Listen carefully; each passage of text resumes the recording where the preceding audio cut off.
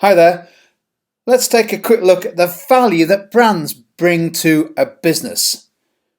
Don't forget, a brand is something which helps distinguish a product or service from the competition. It's something which makes it distinctive. Perhaps the design of the product or service, the name, the logo, or some combination of all of those things. The key thing about a brand is that if it's built effectively, it helps you communicate, helps a business communicate and market a product or service more successfully. Before we see what the value of branding can be, let's just quickly remind ourselves of some of the different types of brands.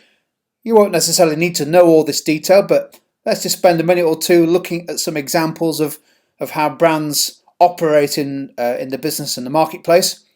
You'll be very familiar with different types of product brands. The ones on the screen there are some examples of fast-moving consumer goods, FMCG brands from the Unilever brand portfolio, things like Marmite and Persil.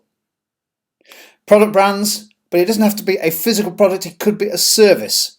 And of course, increasingly brands are being built that are purely based around a service delivered to consumers, either via apps like Uber, PayPal, Dropbox, but also a service physically that's delivered, like for example the Vue cinema brand. There are such things as family or umbrella brands. These are brands that are assigned to more than one product, effectively giving the product line or the product group a distinctive brand name. Also, brands themselves can be the name of the business. So we are very familiar with concepts and brands like Lego and Nestle.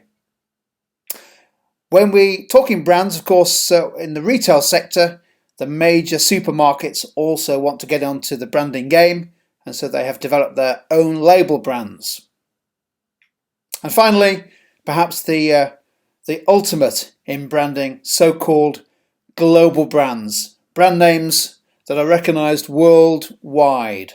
They're familiar, they're widely available around the world, even though the product or service may be tweaked somewhat to meet local customer needs. So we've seen some examples of brands there. So what is the value of branding? Well, there are three key benefits of effective branding.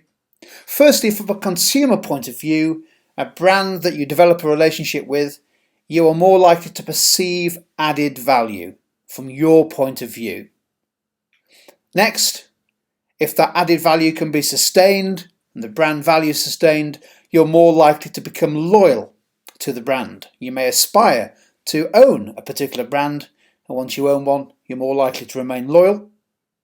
And thirdly, a brand that is able to achieve the first two is probably likely to be able to charge a higher price than the competition, thereby making demand for that brand and its product more inelastic, less sensitive to price changes. So those are the key benefits of effective branding. And that is the value of branding.